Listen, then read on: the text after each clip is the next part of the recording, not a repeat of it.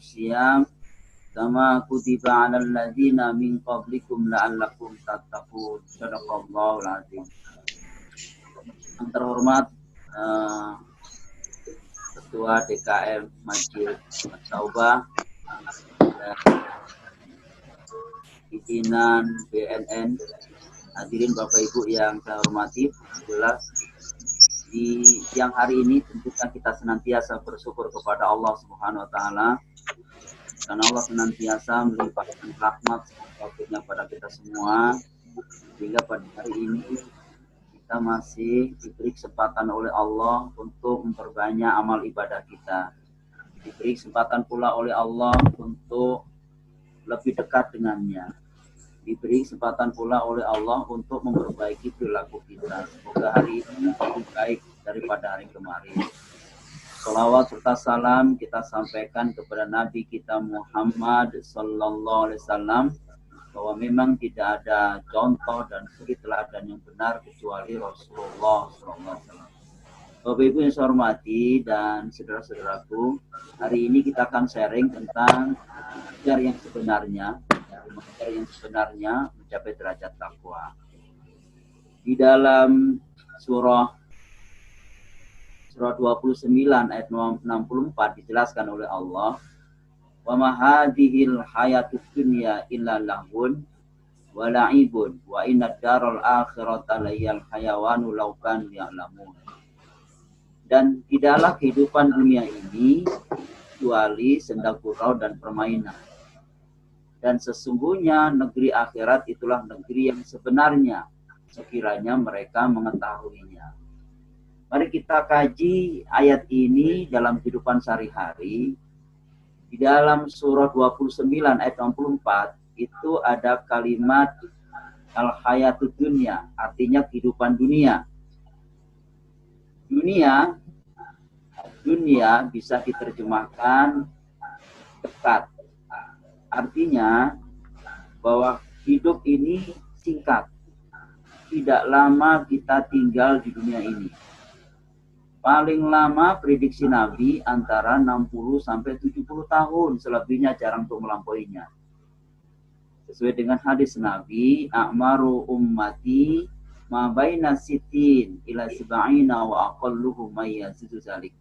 Usia umatku antara 60 sampai 70 tahun, selebihnya jarang untuk melampauinya.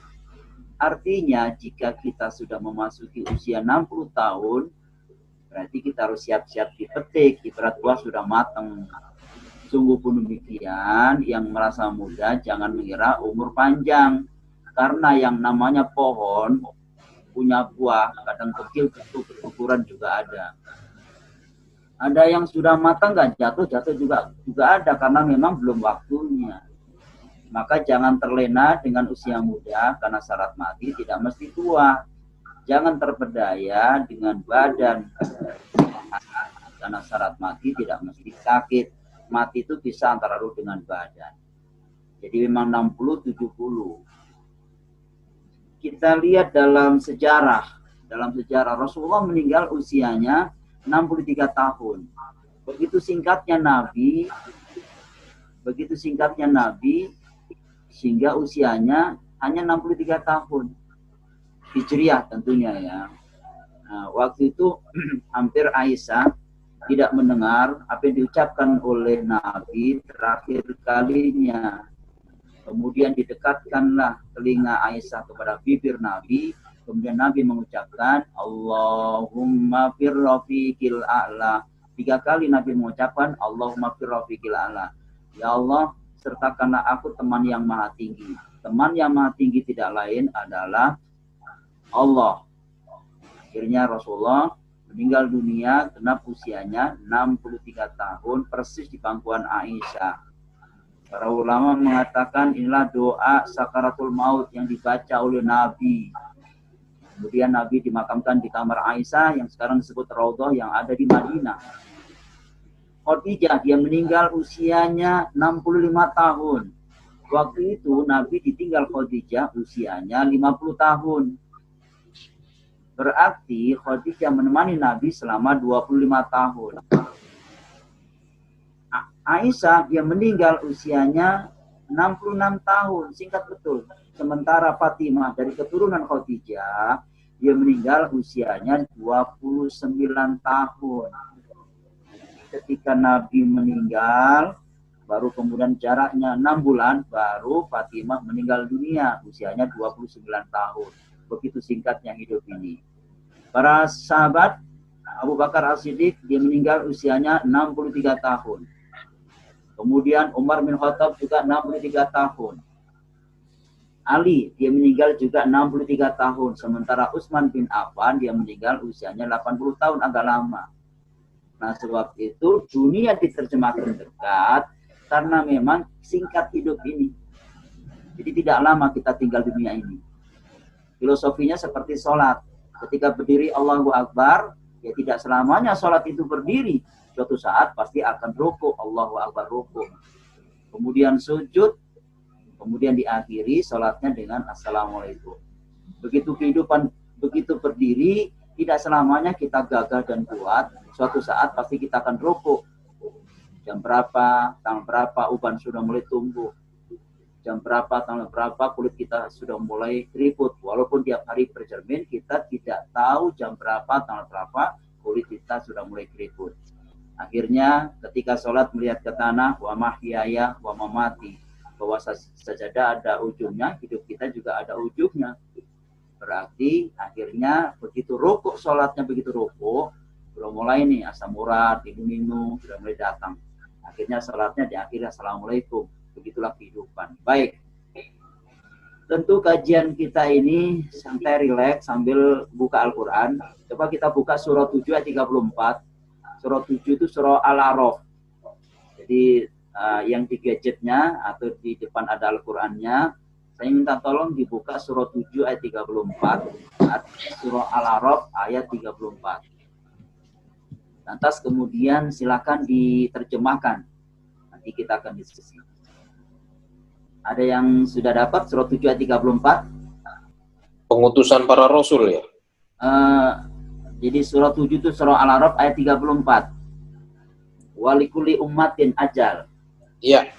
Oke, silakan diterima. Mohon maaf. Dan setiap, ya, bacakan ya. Dan setiap umat mempunyai ajal atau batas waktu. Baik. Apabila ajalnya tiba, mereka tidak dapat meminta penundaan atau percepatan sesaat pun. Terima kasih Pak Anjan Putra. Jadi surah 7 ayat 34, Allah telah berfirman, walikulli ummatin ajal, fa idza jaa ajaluhum la yastakhiruna sa'ah wa la yastaqdimun. Setiap umat mempunyai batas ajal. Ketika ajal itu datang, nggak bisa diajukan, juga nggak bisa diundur. Begitu singkatnya ini. Siapa tahu nih Ramadan yang paling terakhir, kita juga tidak tahu. Baik, kita lanjutkan surah 39 ayat 30. Di sini Allah telah mengatakan, innaka mayyitun fa innahum mayyitun. Ya Muhammad, sesungguhnya kau akan mati dan umatmu juga akan mati. Jadi memang tidak lama kita tinggal di dunia ini. Singkat betul. Innaka mayyitun fa innahum mayyitun. Sesungguhnya kau Muhammad akan mati dan umatmu juga akan mati pula. Andai kata makhluk yang mulia tidak meninggal, Nabi orangnya. Nabi meninggal usianya 63 tahun. Maka di dalam surah 39 ayat 30, Allah telah berfirman, innaka mayyitun wa innahum mayyitun. Ya Muhammad, sesungguhnya aku akan mati dan umatmu juga akan mati pula. Oke, baik. Nah, pertanyaannya, Bapak Ibu ingin hidup berapa tahun lagi di dunia ini? Andai kata ada proposal kepada Allah di tempat, ya, lantas Bapak Ibu ingin hidup berapa tahun lagi? Oke, baik. Bapak Ibu mau saya doakan sampai 400 tahun? Ya, tentu tidak nikmat lagi. Ya, ternyata yang membuat nikmat adalah keterbatasan. Baik. Yang kedua, dunia diterjemahkan rendah. Di mana ada manusia mengikuti hawa nafsu yang rendah, diperturutkan hawa nafsunya. Padahal Allah mengangkat derajat seseorang dengan ayat-ayat Allah. Ternyata ada manusia mengikuti hawa nafsu yang rendah. Sesuai dengan surat 7 ayat 176. Minta tolong dibuka surat 7 surah Al-A'raf ayat 176. Dan sekiranya kami, Oke, silakan.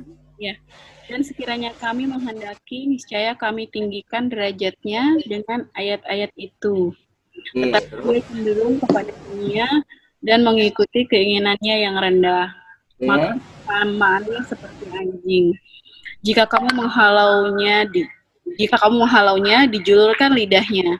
Dan jika kamu membiarkannya, ia juga menjulurkan lidahnya.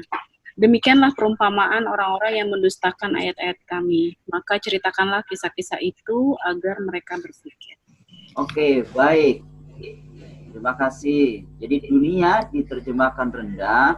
Di dalam surah 7 Al-A'raf ayat 176 dijelaskan oleh Allah, walau syi'na la rafa'na lahu biha walakinnahu aqlada ilal ardi wattaba'a hawahu. Dan kalau kami menghendaki,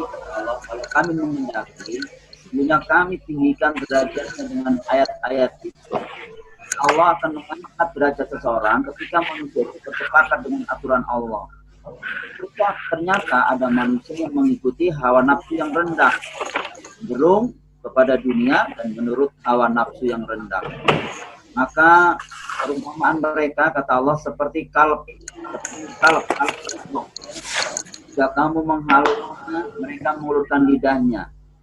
Jika kamu membiarkannya, dia juga mengulurkan lidahnya. Begitulah metafor orang-orang yang mendustakan ayat-ayat Allah. Nah, di saat itu Allah katakan kalb seperti jok kaki anjing. Kenapa demikian? Karena mengikuti hawa nafsu yang rendah. Hawa nafsu.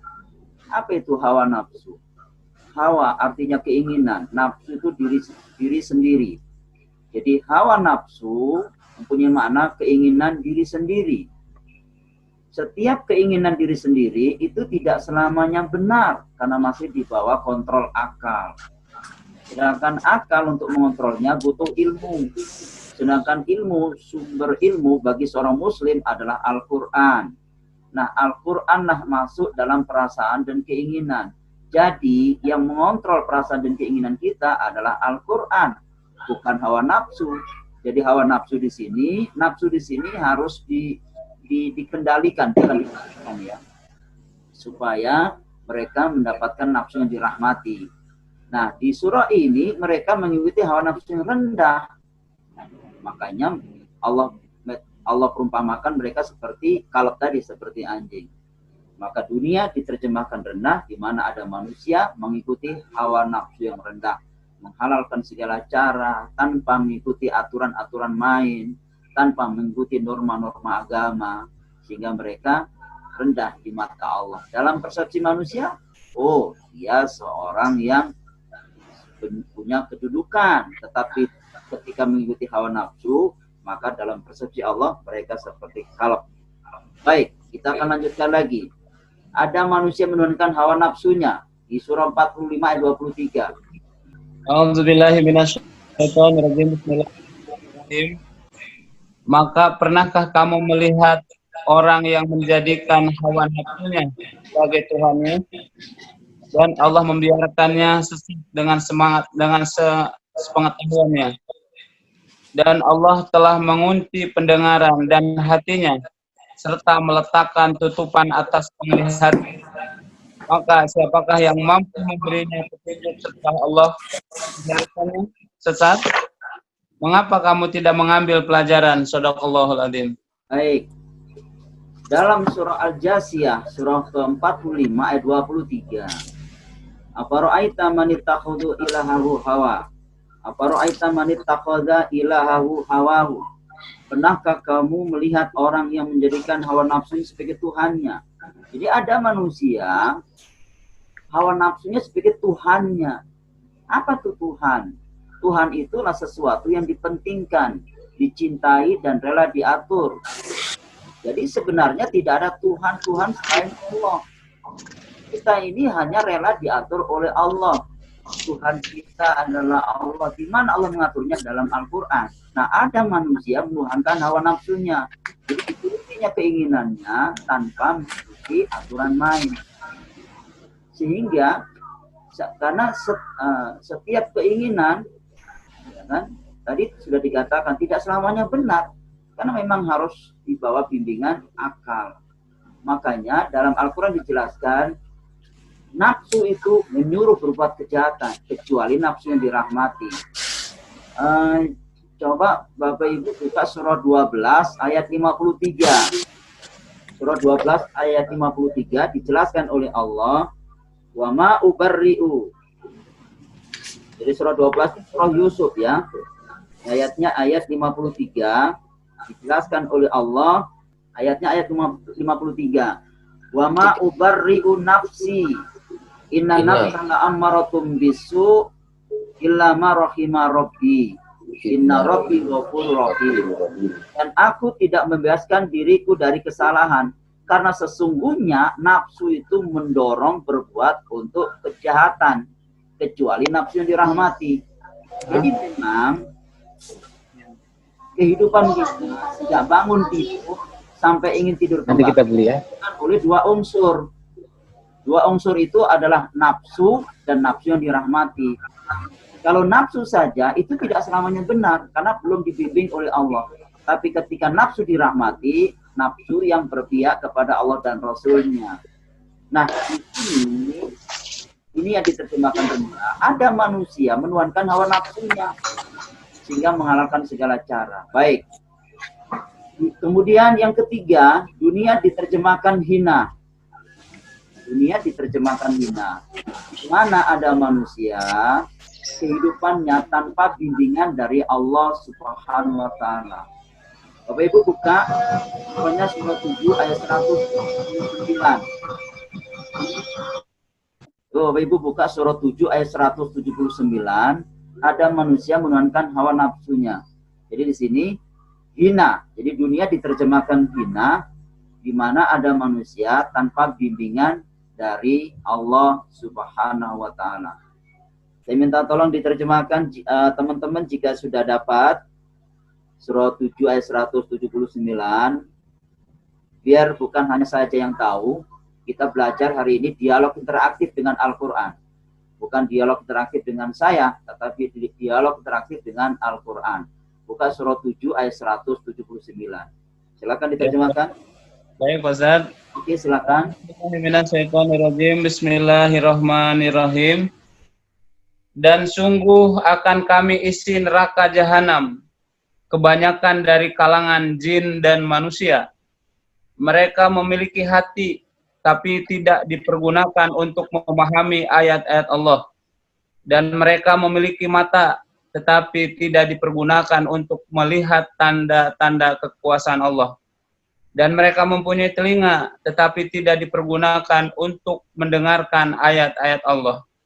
Mereka seperti hewan ternak, bahkan lebih sesat. Mereka itulah orang-orang yang lengah. Shadaqallahul adzim. Baik, di surah 7 surah Al-A'raf ayat 179 dijelaskan oleh Allah, walaqad dara'na li jahannama katsiran minal jinni wal insi. Dan sungguh aku jadikan isi neraka jahanam kebanyakan jin dan manusia. Ada 3 kriteria orang-orang yang masuk neraka jahanam. Pertama, lahum qulubul la yafqahuna biha. Mereka mempunyai hati, namun hatinya tidak dipergunakan untuk memahami ayat-ayat Allah. Berarti hatinya disfungsi, nggak peka dengan lingkungannya. Nah, ditegur oleh Allah hatinya. Oke, saya sedikit mundur sebentar. Ya. Di surah 7 ayat 179 kita bandingkan dengan surah 16 ayat 78. Sebelum saya jelaskan surah 7 ayat 179, saya minta tolong teman-teman buka surah 16 ayat 78, berarti surah An-Nahl. A'udzubillahi minasyaitonirrajim. Bismillahirrahmanirrahim. Ya, okay. Dan Allah mengeluarkan kamu dari perut ibumu dalam keadaan tidak mengetahui sesuatu pun. Dan dia memberimu pendengaran, penglihatan, dan hati nurani agar kamu bersyukur. Saudara. Baik. Jadi di surah 16 itu surah An-Nahl ayat 78, wallahu akhrajakum min butuni ummahatikum la ta'lamuna syai'a wa ja'alakumus sam'a wal absar wal afidah la'allakum tashkurun. Allah mengeluarkan kamu dari perut ibumu dalam keadaan tidak mengetahui sedikit. Jadi artinya ketika kita lahir ke dunia ini, pertama kali kita tidak tahu apa-apa. Namun Allah fungsikan yang pertama adalah as-sam'a.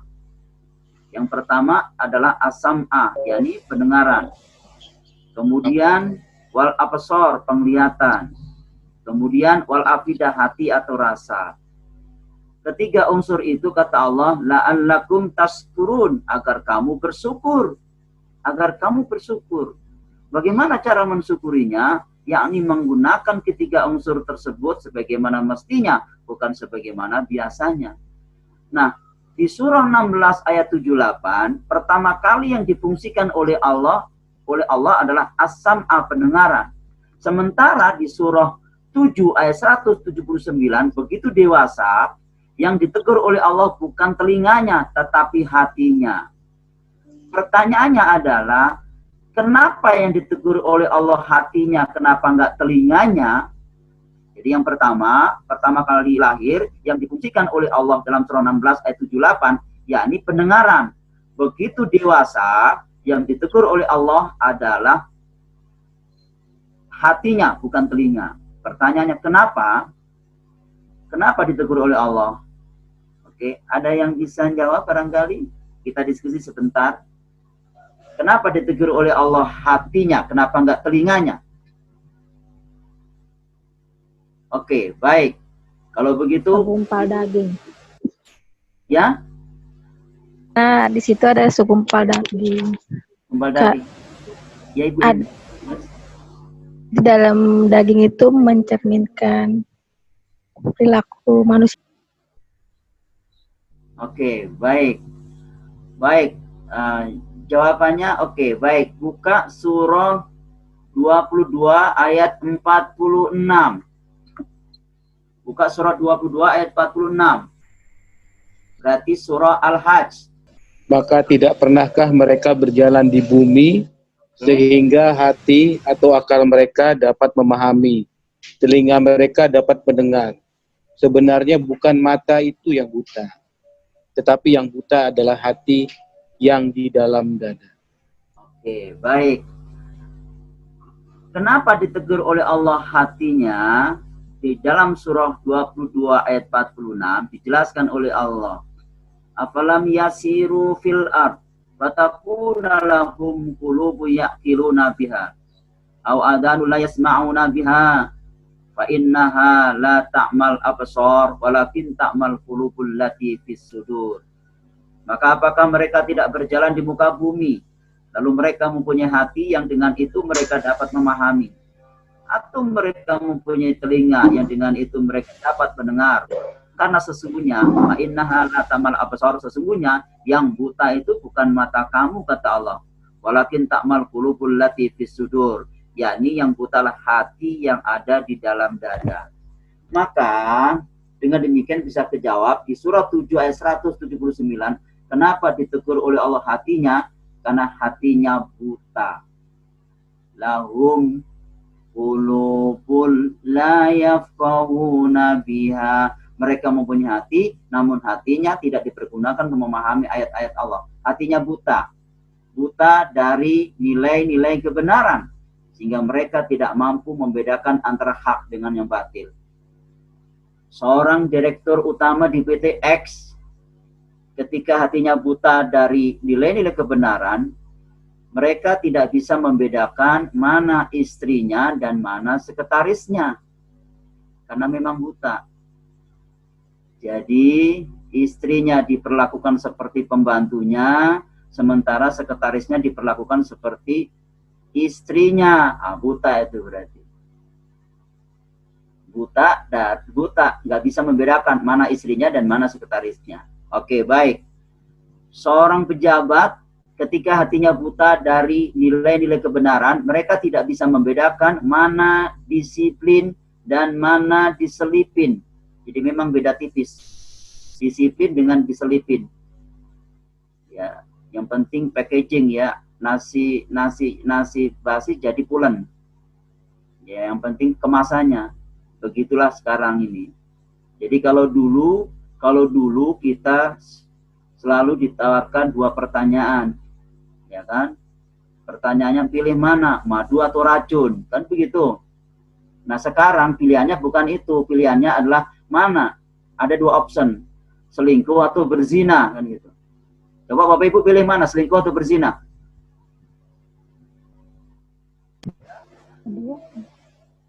Pilih mana, selingkuh atau berzina? Gak ada pilihannya.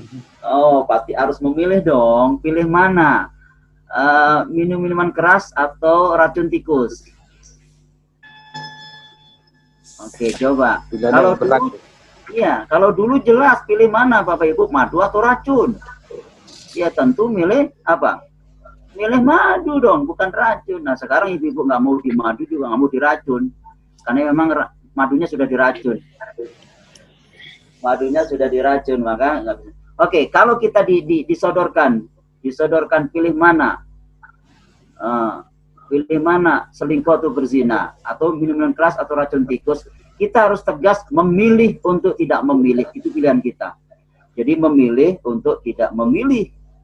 Nah sebab itu jangan sampai gitu, oh nggak apa-apa selingkuh, tidak dibenarkan dalam agama. Kita harus memilih untuk tidak memilih.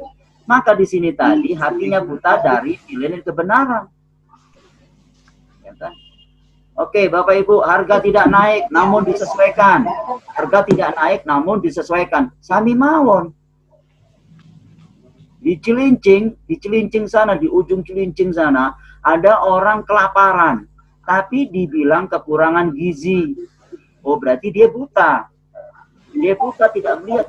Tidak bisa membedakan mana kelaparan dan mana kekurangan gizi. Mana reformasi dan mana repot nasi. Ya kan? Ya, dia tidak bisa membedakan. Ini lockdown atau lockdown, kan begitu. Iya, karena memang hatinya buta dari nilai kebenaran. Baik. Yang kedua, walahum a'yunul la yubsiruna biha. Mereka mempunyai mata, namun matanya tidak dipergunakan untuk membaca ayat-ayat Allah. Jadi memang matanya tidak dipergunakan untuk membaca ayat-ayat Allah. Ayat Allah banyak. Ayat kauniyah merupakan alam yang di sekitar kita. Ayat kauniyah yang termaktub di dalam Al-Quran. Jadi ada seorang muslim mengatakan, you muslim? Yes, muslim, saya muslim. Pernah baca Al-Quran? Tidak pernah. Loh bagaimana? Benar, kan begitu. Loh tapi saya kan punya Al-Quran. Ya Al-Qurannya ditaruh di mana? Di lemari. Al-Qurannya ada, Al-Qurannya di gadget Pak. Oh, Ustaz, Al-Quran saya ada di gadget. Lantas pernah dibaca? Oh jarang, yang sering saya baca WA. Oh ya sami mawon berarti. Ya, sebab itu di sini ditegur oleh Allah, walahum a'yunul la yubsiruna biha. Mereka mempunyai mata, namun matanya tidak dipergunakan untuk membaca ayat-ayat Allah. Yang ketiga, walahum adanul la yasma'una biha. Mereka mempunyai telinga, namun telinganya tidak dipergunakan untuk mendengarkan ayat-ayat Allah. Kalau ketiga unsur tadi nggak berfungsi, di surat 7 ayat 179, maka Allah mengatakan, ulaika kal an'am, mereka seperti binatang ternak. Balhum adol, bahkan lebih rendah daripada binatang ternak. Wa ulaika humul ghafilun, mereka itulah lalai. Mereka lalai tentang eksistensi dirinya sebagai seorang muslim. Lalai. Baik. Coba kita buka 47 ayat 12. Ada orang yang ingkar kepada Allah, orang-orang yang kafir, cara makan mereka seperti hewan. 47 surah Muhammad ayat 12.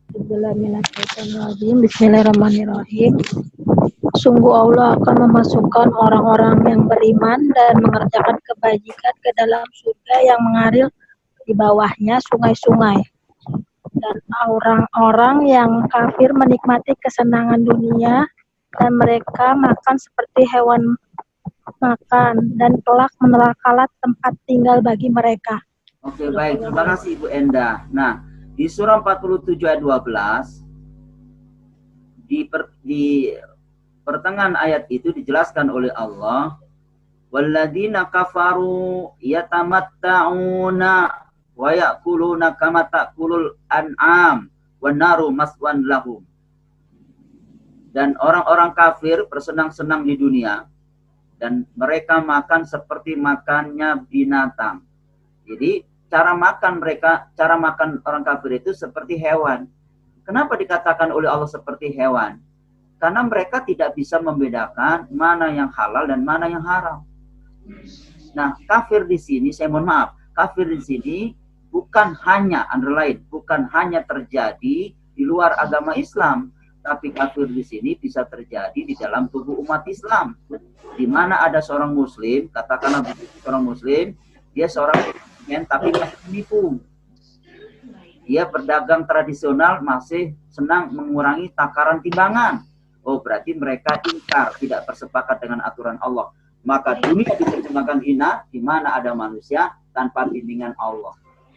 Baik, Bapak Ibu yang saya hormati dan saudara-saudaraku, teman-temanku, kalau dunia diterjemahkan dekat, dunia diterjemahkan rendah, dunia diterjemahkan hina, maka bagi seorang muslim memandang dunia dengan kalimat lahwun walaibun. Jadi lahwun walaibun. Jadi bagi seorang muslim memandang dunia dengan lahwun walaibun. Saya ulangi lagi, jika dunia diterjemahkan dekat, dunia diterjemahkan rendah, dunia diterjemahkan hina, bagi seorang mukmin memandang dunia dengan kalimat lahwun walaibun. Apa itu? Senda gurau dan permainan. Senda gurau dan permainan. Oke. Ini tadi hadis Nabi. A'maru ummati ma baina sittin ila sab'ina wa aqalluhum may yasisu salik. Sudah sampai di sini. Baik.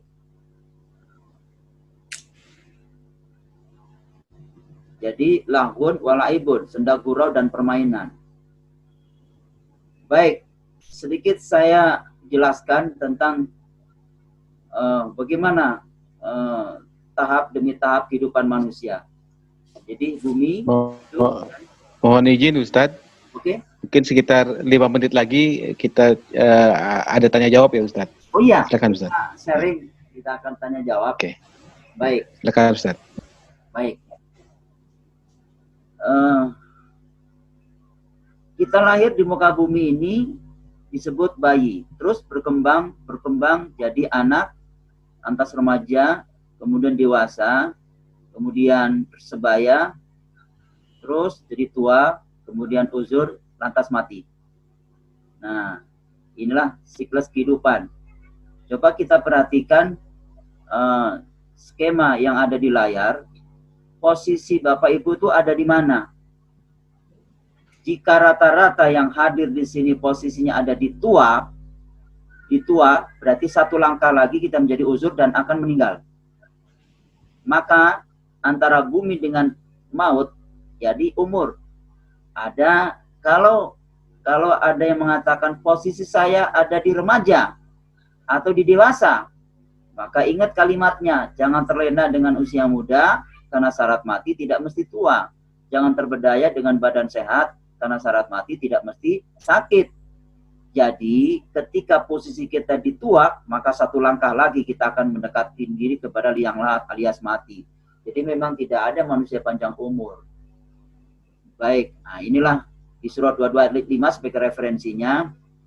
Kita lihat di layar, Allahul ladzi khalaqakum min dha'fin tsumma ja'ala min ba'di dha'fin quwwah tsumma ja'ala min ba'din quwwatin dha'fan wa syaibatan yakhluqu ma yasha'u wa huwa alimul qadir.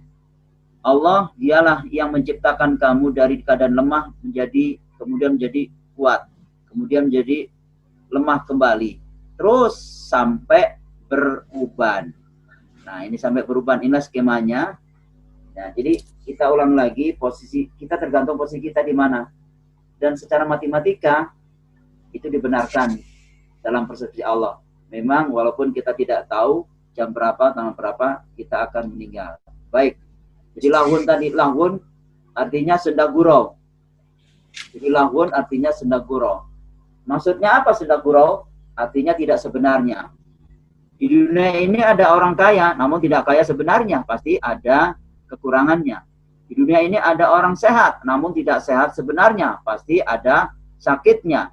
Di dunia ini ada orang hidup, namun tidak hidup sebenarnya. Pasti akhirnya mati.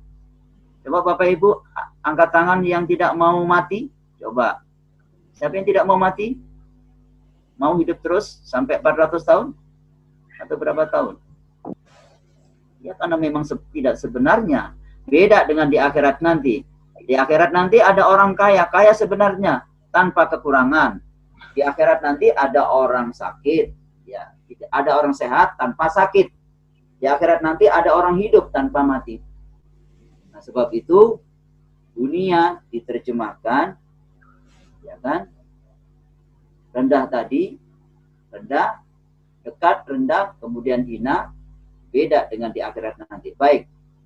Jika manusia di dunia waktunya dihabiskan untuk mengejar dunia, mengabaikan bekal akhirat, artinya dia mengejar yang senda gurau, mengabaikan yang sebenarnya, tertipulah dia. Baik, mungkin masih banyak materinya perlu disampaikan. Kita akan diskusi, dialog interaktif. Jadi mengejar yang sebenarnya, mencapai derajat takwa. Kami persilakan. Ada pertanyaan dari sini?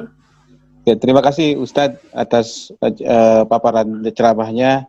Alhamdulillah yang bergabung di kegiatan kita ini cukup banyak Pak Ustadz, dan mohon izin Pak Anjan bahwa ada mendekati sampai 37. Alhamdulillah ini merupakan pengajian ke-6 atas kegiatan di DKM. Mari inisiasi dari Pak Ketua DKM kita untuk tetap berjalan walaupun dengan kondisi COVID-19, tapi mudah-mudahan ladang amal kita tidak berhenti ya, izin Pak Anjan. Iya.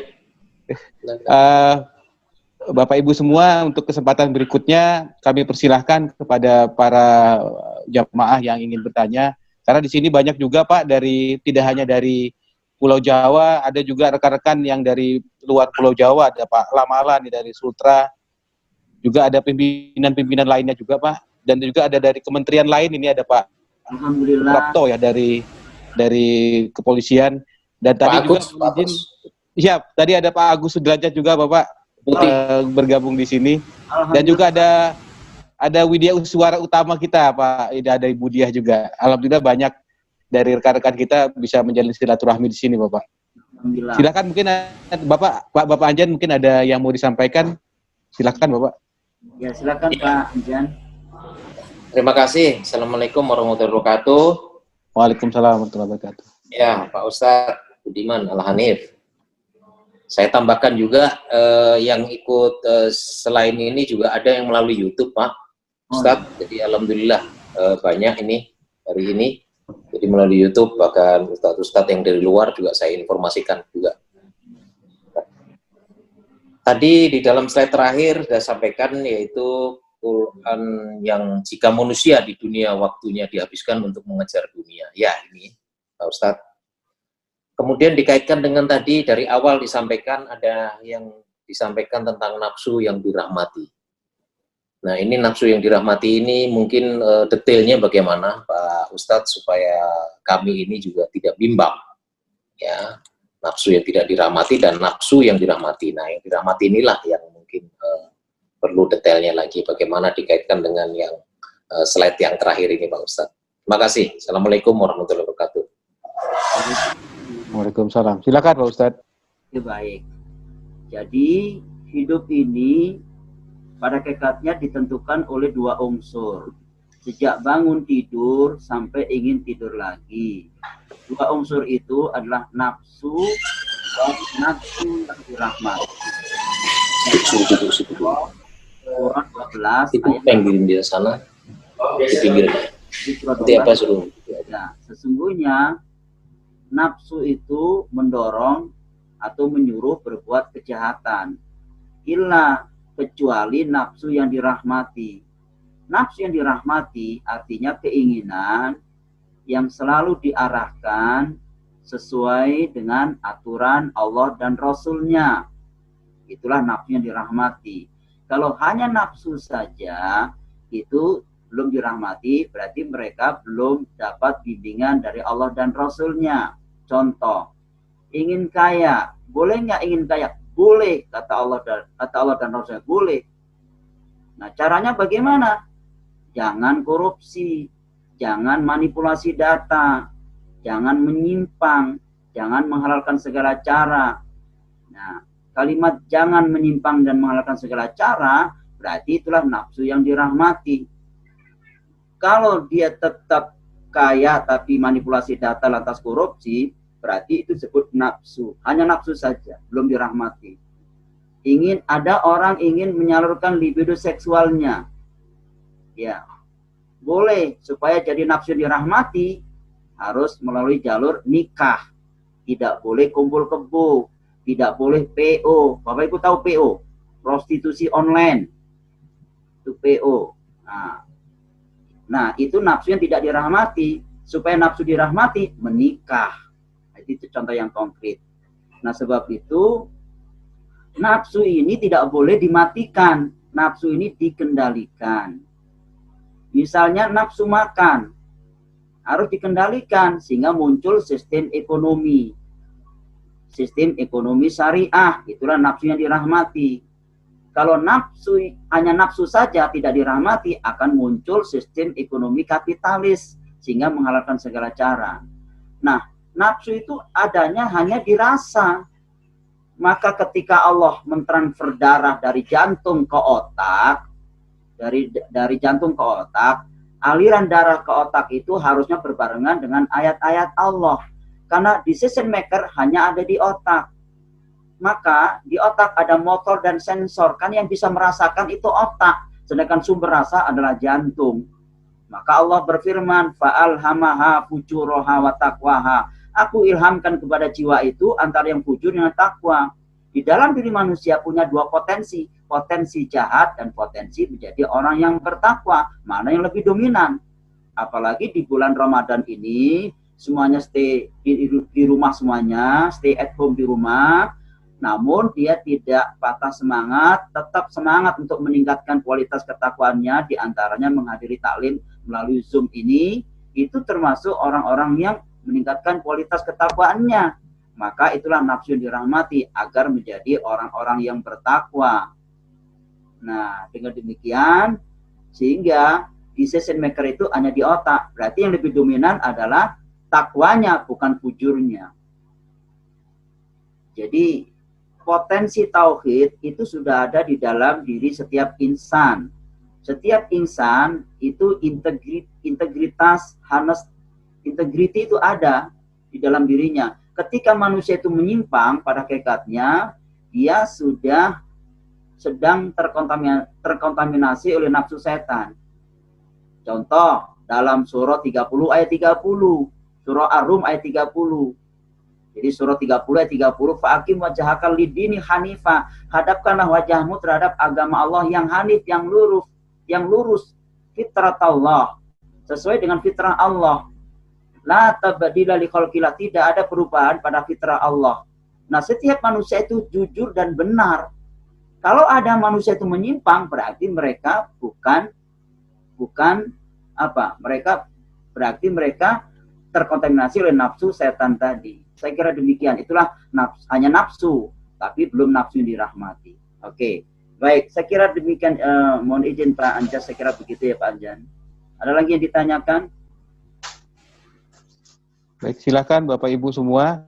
Kalau ada yang ingin berdiskusi, ada Pak Mufti juga di sini, Kepala Balai Lab kita. Terima kasih Pak Mufti sudah bergabung. Mungkin ada Ibu Diah atau teman-teman lainnya, silahkan yang ingin mendiskusikan. Mungkin kita akan sampai jam 14:10 ya Pak Ustadz, karena tadi agak terlambat mulainya. Iya. Silakan Bapak Ibu semua, ada yang ingin bertanya mungkin di luar materi juga. Oh, Pak Prapto, silakan Pak Prapto. Assalamualaikum warahmatullahi wabarakatuh. Selamat siang, salam sejahtera Pak Ustadz dan jamaah semuanya. Waalaikumsalam. Mohon izin Pak Ustadz berkaitan dengan yang ditanyakan oleh Bapak Irjen Pol Anjan Pramuka tadi terkait dengan nafsu yang dirahmatin. Pertanyaan saya, apakah nafsu yang dirahmatin ini ada keterkaitan dengan surat yang ayatnya itu 27 sampai 30 itu yang tentang nafsu mutmainah.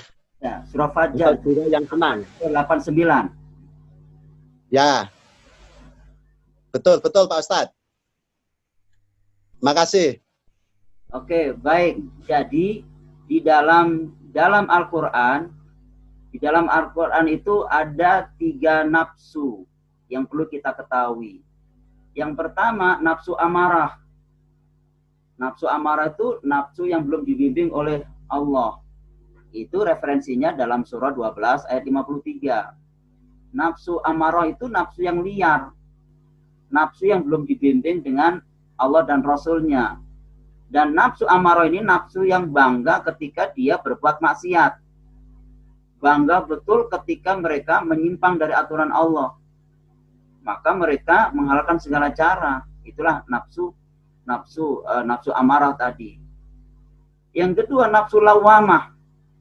Nafsu lawamah ini nafsu yang sudah dibimbing oleh Allah, sudah sudah talim, sudah ngaji, namun kadang belum bisa meninggalkan perbuatan maksiatnya. Maka begitu dia sadar, lawamah artinya menyesal. Itu referensinya ada di dalam surah 75 ayat 1 dan 2. Ayat 2-nya. Inna nafsal lawamah, demi nafsu yang menyesal. Kan begitu, menyesali. Nah, kadang taklim, kadang ngaji, terus tiba-tiba kadang berbuat maksiat. Itu nafsu lawamah. Prototipe manusia semacam ini biasanya, saya mohon maaf nih, biasanya berlaku takwa ketika di masjid. Kenapa? Kenapa berlaku takwa ketika di masjid? Karena dia menganggap Allah itu ada. Allah itu ada. Di mana adanya Allah? Di masjid. Di mana lagi? Di majelis taklim. Di mana lagi? Di musola. Di luar itu tidak ada. Di pasar tidak ada Allah. Di kantor tidak ada Allah. Makanya mereka masih berbuat menyimpang, masih berbuat maksiat. Karena Allah itu adanya di masjid. Tapi begitu ketahuan ketangkap KPK, nah dia menyesal ya. Kok jadi begini ya? Nah itu disebut nafsu lawamah namanya. Nafsu lawamah, dia masih menyesalinya. Jadi belum bisa meninggalkan perbuatan maksiat. Nah yang ketiga, nafsu mutmainah, jiwa yang tenang. Jiwa yang tenang ini jiwa di mana jiwanya dibimbing oleh Allah dan Rasulnya. Itulah nafsu mutmainah. Punya ketenangan. Dalam kondisi COVID-19 ini dia mampu memanage dirinya. Tidak gampang marah, tidak emosi, walaupun lockdown dia tetap tafakur, bersifat kepada Allah, jiwa yang tenang. Nah, nikmat Allah ini bukan berupa benda atau materi. Jadi nikmat Allah itu bukan hanya berupa benda atau materi, melainkan nikmat ketenangan. Dan ketenangan itu bisa didapati bagi orang-orang yang bersyukur kepada Allah. Kenapa bersyukur kepada Allah? Karena masih diberi kesempatan oleh Allah untuk memperbanyak amal ibadah kita. Diberi kesempatan pula oleh Allah untuk lebih dekat dengannya. Dan diberi kesempatan pula oleh Allah untuk memperbaiki perilakunya. Dan ini berlaku bagi orang-orang yang punya harapan. Dan sumber harapan bagi orang mukmin adalah Allah. Maka dia tenang. Maka dalam hal ini Allah berfirman dalam surah 13, surah Ar-Ra'd ayat 28. Alladzina amanu wa tatma'innu qulubuhum bizikrillah. Ala bizikrillahi tatma'innul qulub. Yaitu orang-orang yang mengingat Allah, itu orang yang beriman dengan mengingat Allah, hati menjadi tentram. Ingatlah dengan mengingat Allah, hati menjadi tentram. Ada dua pertanyaan di ayat ini. Orang mukmin dengan mengingat Allah, hati menjadi tentram. Pertanyaannya, mengingat Allah itu ingat apanya? Pernah nggak kita melihat wajah Allah? Tidak pernah. Ini pertanyaan retoris, tentu tidak pernah. Lantas ingat Allah itu ingat apanya? Tentu ingat aturan-aturannya. Di mana aturan Allah itu? Ada di dalam Al-Quran. Maka, kenapa di dalam Al-Quran? Karena di dalam Al-Quran ada aturan main, ada perintah dan larangannya. Maka yang diingat orang mukmin adalah aturan-aturan Allah. Maka dia tenang. Nah, pertanyaan yang kedua, mengapa? Mengapa orang yang beriman dengan ingat Allah hati menjadi tenang? Mengapa dengan ingat Allah hati orang beriman menjadi tentram? Kenapa Bapak Ibu? Kenapa orang beriman dengan ingat Allah hati menjadi tentram? Karena dekat sama Allah, Ustaz, lagi ingat. Oke, baik. Ada lagi? Karena yakin. Karena yakin. Oke. Kenapa? Karena dia bergantung sama gantungan yang kuat, Ustaz. Oke, oke, baik. Bagus sekali jawabannya. Kenapa orang yang beriman dengan ingat Allah hati menjadi tentram? Jawabannya simpel. Karena perilaku orang mukmin tidak menyimpang. Jadi perilakunya tidak menyimpang, maka dia tenang. Setiap yang menyimpang itu yang membuat kita tidak tenang. Contoh, saya sebagai seorang pegawai negeri, lantas tiba-tiba saya tidak korupsi, tidak manipulasi data. KPK datang untuk audit, ya tenang saya karena saya tidak menyimpang. Tapi begitu saya manipulasi data, saya korupsi, KPK datang, saya tidak tenang hati saya. Kenapa tidak tenang? Karena perilaku saya menyimpang.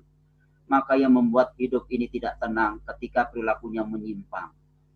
Coba, misalnya seorang suami nggak pernah bohong, tiba-tiba bohong, itu nanti belepotan ketika ditanya oleh istrinya.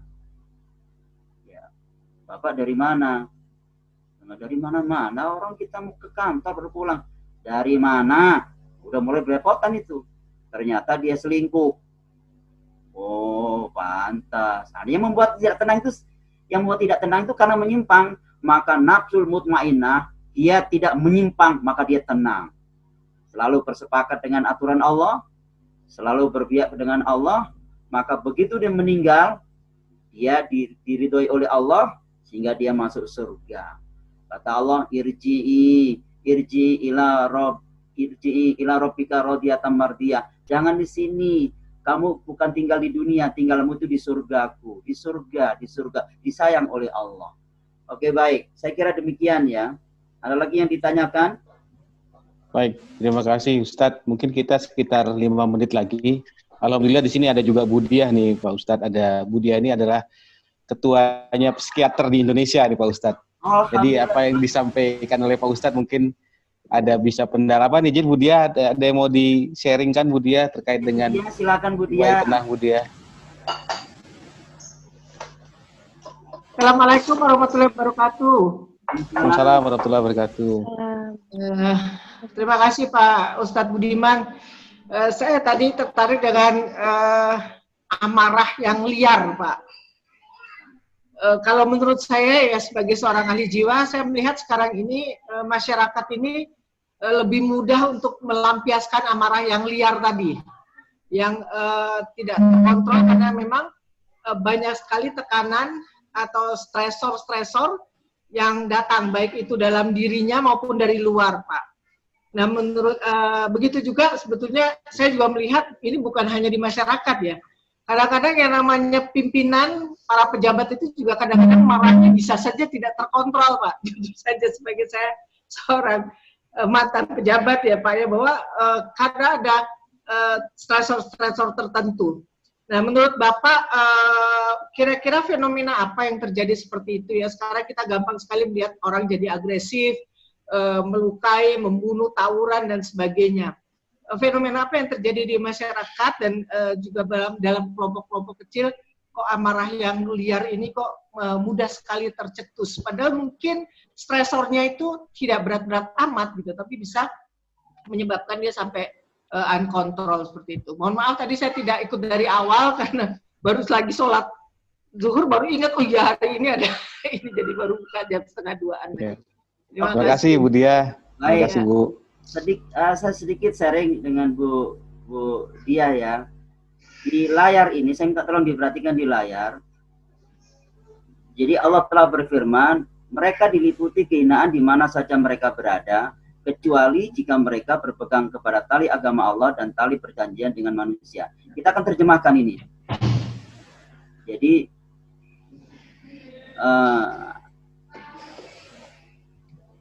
ini pertama buta ya.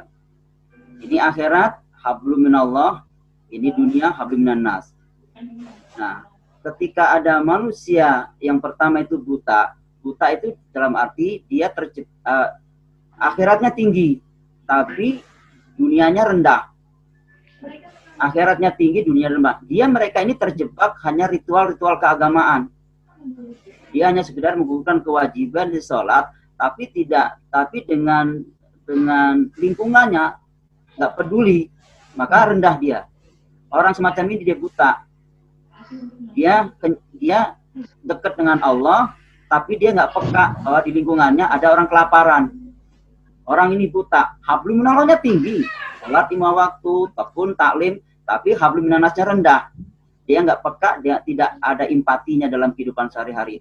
Orang semacam ini tidak hanya terjebak ritual-ritual keagamaan. Baik, kemudian kufur, hablum minallahnya, akhiratnya rendah, dunianya juga rendah. Ini kufur ini.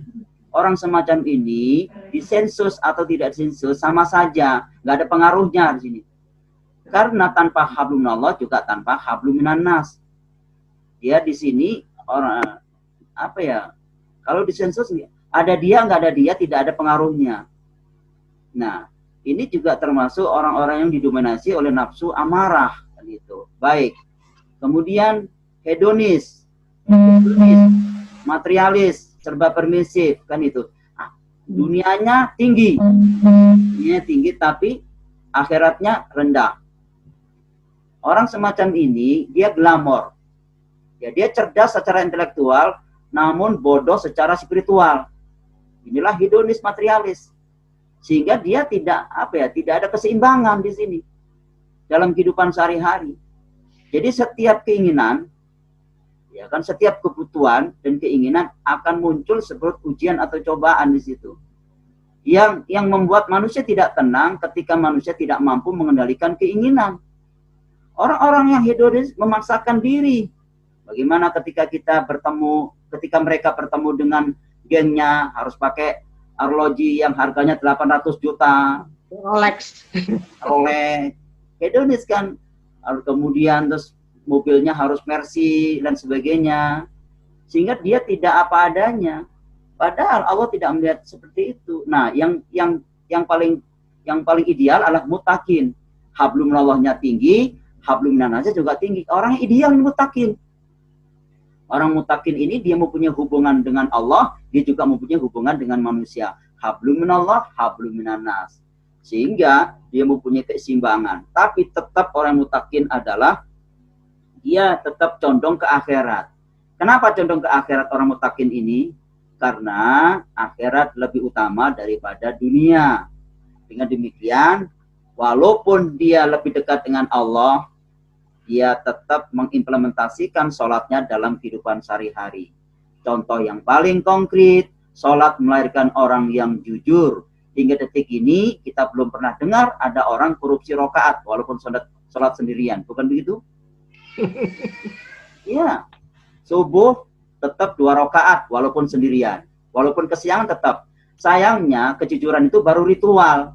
Seharusnya kejujuran itu diimplementasikan dalam dunia kerja. Betul nggak aku tidak mencuri walaupun aku sendirian? Itulah muttaqin. Maka di bulan Ramadan kita dianjurkan oleh Allah asyam.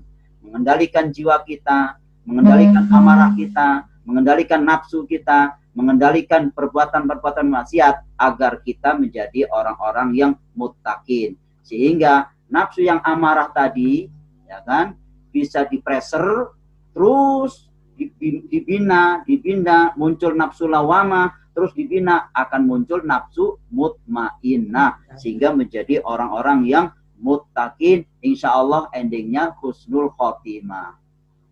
Oke, saya kira begitu Ibu Diah ya. Ya, siap, baik Pak, terima kasih. Baik, Bapak Ibu semua, nggak kerasa sih kita sudah 1 jam lebih sedikit ini, karena mungkin waktunya juga sesuai dengan target kita 1 jam. Mungkin kita tidak bisa melanjutkan terlalu lama juga Pak Ustadz, karena ada rekan-rekan juga sambil bekerja yang mendengarkan kegiatan penceramah kegiatan hari ini. Alhamdulillah kami rasa banyak sekali yang sudah kita peroleh dari Pak Ustadz, terutama dengan targetnya adalah mengejar yang sebenarnya, yaitu ketakwaan. Ya mudah-mudahan kita menjadi nafsul mutmainnah ya Pak Ustadz, semuanya menjadi nafsu yang jiwa yang tenang.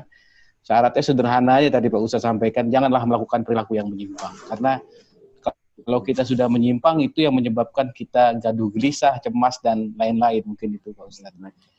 Ya, mungkin untuk sebelum mengakhiri, mohon Pak Ustadz bisa memimpin doa kita pada kegiatan kali ini. Pak Ustadz. Baik,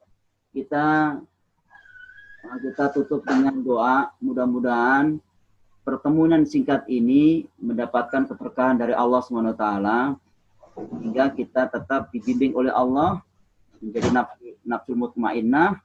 Mudah-mudahan ketika Allah panggil kita, ending kehidupan kita husnul khotimah, itu harapan kita. Amin. Semoga ibadah puasa kita diterima oleh Allah, baik di dunia maupun di akhirat. Al-Fatihah. A'udzubillahi minasyaitonirrajim. Bismillahirrahmanirrahim. Alhamdulillahirabbil alamin.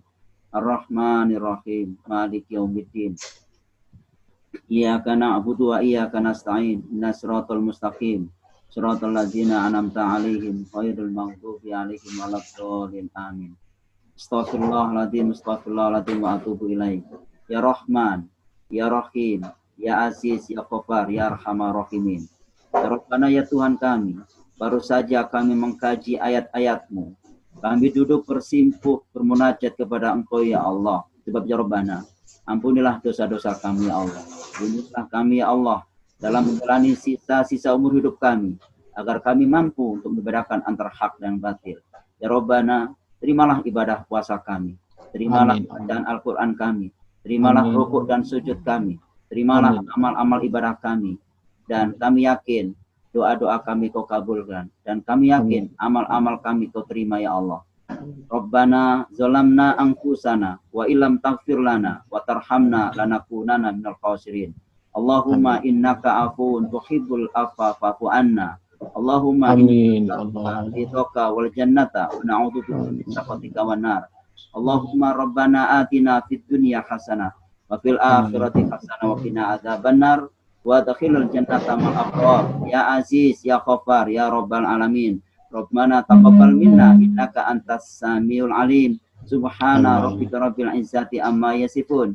Wassalamun alal mursalin walhamdulillahirabbil alamin. Terima kasih atas perhatiannya, mohon maaf atas kekurangannya. Selamat berjuang, semoga Allah tetap bersama kita beraktivitas, dan selamat menjalankan ibadah puasa, dan ingat pastikan kita tetap jalan yang benar.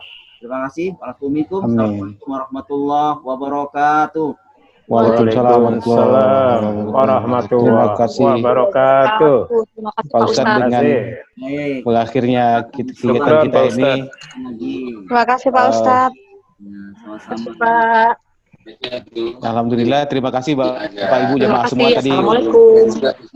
Waalaikumsalam. Pak Anjad juga menyampaikan salam buat Pak Ustadz karena beliau tidak bisa full ngikutin, ada kegiatan lainnya.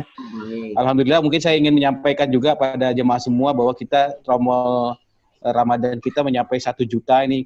1 juta yang kita ada di trommel box di depan lift dan juga di masjid ada 1 juta, akan kita manfaatkan sesuai dengan amanah yang diberikan oleh para jemaah semua. Kemudian Jumat depan kita ada Ustadz Abdurrahman Jailani. Silakan para jemaah semua bergabung di waktu yang sama di jalur Zoom yang sama, silakan bergabung. Kalau mau melihat Pak Ustadz Abdurrahman Jailani, silakan lihat di Damai Indonesiaku hari Rabu tanggal 6 Mei 2020 jam 15.00. Silakan lihat dulu. Alhamdulillah kita bisa menghadirkan beliau di Jumat depan. Dengan demikian, terima kasih atas perhatiannya. Mohon maaf kalau ada hal-hal yang tidak sesuai dengan harapan para jemaah semua. Mudah-mudahan majelis ini tetap diridhai oleh Allah dan kita semua mendapatkan pahala dari Allah SWT. Wabillahi taufiq wal hidayah. Assalamualaikum warahmatullahi wabarakatuh.